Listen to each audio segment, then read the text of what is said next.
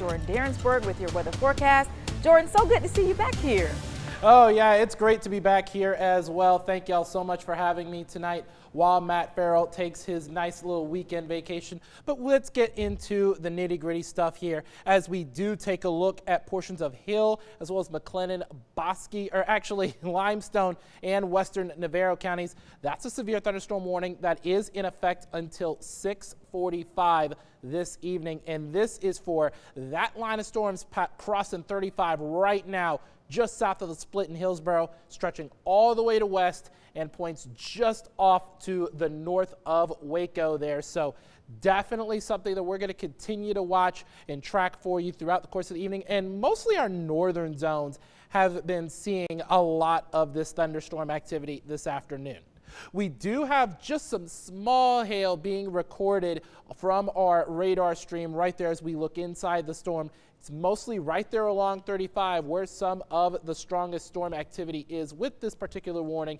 But when we take a look at the winds here, looks like there might be a little bit of rotation, but you see it's more linear rather than in a certain ball like we would normally see. So what this tells us is that it's pretty broad area of rotation right now, which is good news. We don't want that tight couplet, which would result in a tornado warned storm or even a tornado touching down. So again, pretty much the northern part of our viewing area is where we are seeing that line of storms move on through. And it's looking like we might be having this only throughout the course of the evening. However, we are tracking a flash flood warning that should expire at around 6:15, and we see a renegade cell right there over portions of San Saba County as well, just south and east of San Saba proper. But we're going to watch that to see if that does turn severe for portions of Mills and Hamilton counties.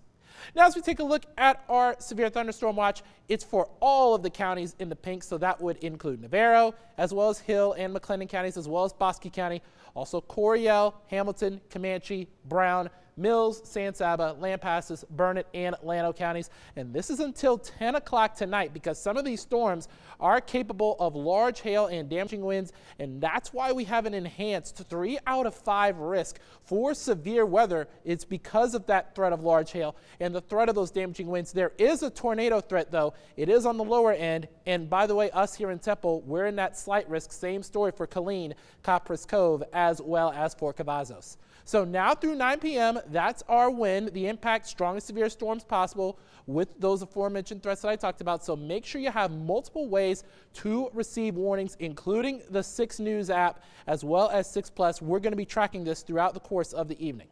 Now, hour by hour, this is around 8:40. A lot of things could start to weaken out just a little bit. A lot of that has to do with the sun going down and a lot of instability being reduced. So down to the upper 70s for Sunday morning before getting close to 80 and maybe even 90 by the time we get to Sunday evening.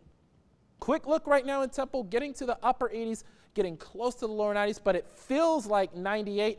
And the hottest temperatures right now are in the Brazos Valley, with lows tonight getting down to the mid 70s and highs tomorrow once again getting to the lower 90s here in Bell County, maybe upper 80s up in Waco. But as we take a look at the next 7 days, no weather impact alert day for Sunday. Could have a few storms that could pop up as we head throughout the course of tomorrow afternoon, mostly north of us.